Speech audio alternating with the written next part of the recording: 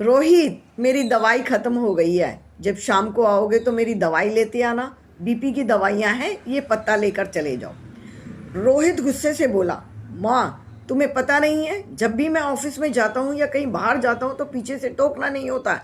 मेरे बनते बनते काम बिगड़ जाते हैं। ये तुमने कैसी आदत डाल रही है? जब मैं छोटा था तुमने ही मुझे सिखाया था ना कि जब कोई बाहर जाता है तो टोकते नहीं है। कमला जी के चेहरे पर उदासी आ गई थी। ये क्या, उनकी दवाइयाँ खत्म हो गई थी और वो अपने बेटे से दवाइयों के लिए कह रहे थे। शाम को रोहित वापस आया तो आते ही सोफे पर बैठा और उसने अपनी पत्नी रूबी से कहा, रूबी जरा एक गिलास पानी तो लाना। और कमला जी ने भी कह दिया, बेटा मुझे भी एक गिलास पानी देना। तभी रूबी चिल्लाकर बोली, क्या है मम्मी जी, सारा दिन सोफे पर बैठी रहती हो, फ़ोन चलाती रहती हो या टीवी देखती रहती हो? थकती नहीं हो क्या सारा दिन? क्या एक गिलास पानी भी नहीं ले सकती हो? उठकर खड़ी होकर पानी लिया करो। और तुम पूरा दिन घर में करती क्या हो? जब से बैठी हो और कोई काम नहीं करता है, कभी कोई घर का काम नहीं कराना है, कभी कहीं बाहर नहीं जाना है, कभी अपनी दवाइयाँ नहीं लानी है। क्या समझती हो तुम इस घर को? क्या ये घर है या कोई धर्मशाला है कि हर काम तुम्हें बैठे बैठे ही दे दिया जाए? बैठे बैठे खाना चाहिए, बैठे बैठे पानी चाहिए और पूरा दिन तुम्हें कोई काम नहीं होता है। कैसे दिन काट लेती हो अपना बिना काम किए?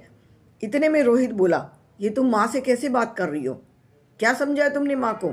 ये मेरी माँ होती है, तुमने माँ के साथ ऐसे क्या बात की? तभी रूबी बोली, क्या गलत कह रही हूँ मैं ये कह रही हूँ कि पूरा दिन खाली बैठी रहती हैं, या तो फ़ोन चलाती हैं या टीवी सीरियल देखती हैं। इस कमोलिका को देखते देखते इनका भी दिमाग खराब हो गया है। कभी तो कोई उठकर एक काम किया करें। तभी रोहित ने कहा, संभलो और जबान संभाल कर बात करो, ये मेरी माँ होती है।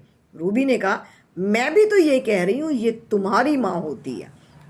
तभी रोहित ने कहा, फिर तुम ऐसे कैसे बात कर रही हो? ये क्या बात करने का तरीका होता है? रूबी ने कहा, जैसे तुम बात कर रहे हो वैसे ही मैं बात कर रही हूँ। जब तुम माँ के साथ ऐसे बात कर सकते हो तो ठीक होता है, लेकिन अगर मैं माँ के साथ ऐसे बात करूँ तो ठीक नहीं होता है। तुम मुझे समझाओ, माँ के साथ बात कैसे करना होता है? ये तो तुम्हारी माँ है ना, तुम बात करते हो ना, मेरी माँ तो नहीं है ना।